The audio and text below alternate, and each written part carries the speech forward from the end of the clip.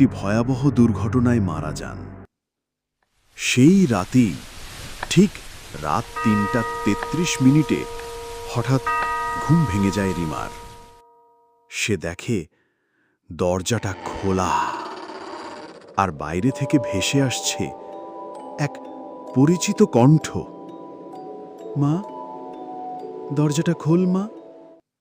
প্রথমে সে ভাবল নিশ্চয়ই স্বপ্ন, কিন্তু সেই কণ্ঠটা ঠিক যেন তার মায়ের মতো। সে একবার, শুধু একবার দরজার দিকে এগিয়ে গেল। ঠিক তখনই দেয়াল ঘড়ির দিকে চোখ পড়ল। দেখে ৩:৩৩ বাজে। বলে রাখি, এই সময়টাকে বলে অশরীরী, অপদেবতা বা অশুভ শক্তির সক্রিয় সময়। সে চমকে উঠে বসল। সারা শরীর ঘামে ভিজে গেছে, বুক ধড়ফড় করছে।